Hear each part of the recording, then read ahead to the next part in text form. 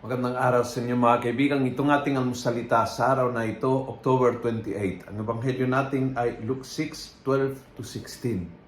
Sabi ng ebanghelyo, "At this time Jesus went out into the hills to pray, spending the whole night in prayer with God.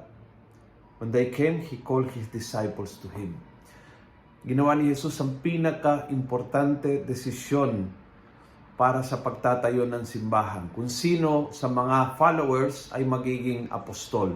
Kung sino sa mga tagasunod ay magiging leader ng kanyang simbahan. And he had to choose well kasi sa kanilang balikat, iiwan ang simbahan na tinayo niya. And he spent the whole night in prayer with God bago magpasya, bago magdesisyon. Feeling ko yun po ang mensahe ng Panginoon sa atin. More time in prayer, ibig sabihin,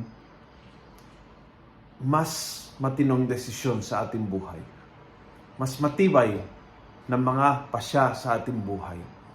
Mas magdesisyon tayo ng mga bagay na makakatulong sa ating ikabubuti. Mas magdesisyon tayo ng mga bagay na magiging blessing para sa ating pamilya. Mas makakahanap tayo ng malalim ng kapayapaan. Lahat ng ito'y mangyayari kung nagdesisyon tayo dagdagan ang intensity ng ating panalangin.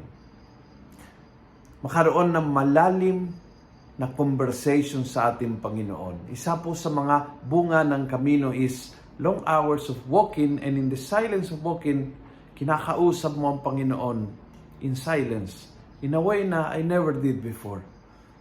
Ganyang ka-intimate, ganyang kalapit, ganyang katotoo, ganyang kalapit sa mga nangyayari sa aking puso't isipan. At sa mga conversations na yan, lumalabas yung mga tamang desisyon ng buhay. Kaya po ang ating invitation ngayon is gayahin si Jesus. Tumingin tayo kay Jesus at gayahin ang kanyang ugali. Long time in prayer for right decisions is the right formula. Kung nagustuhan mo ang video ito, pass it on. Punuin natin ng good news ang social media at gawin natin viral araw-araw ang salita ng Diyos. And God bless.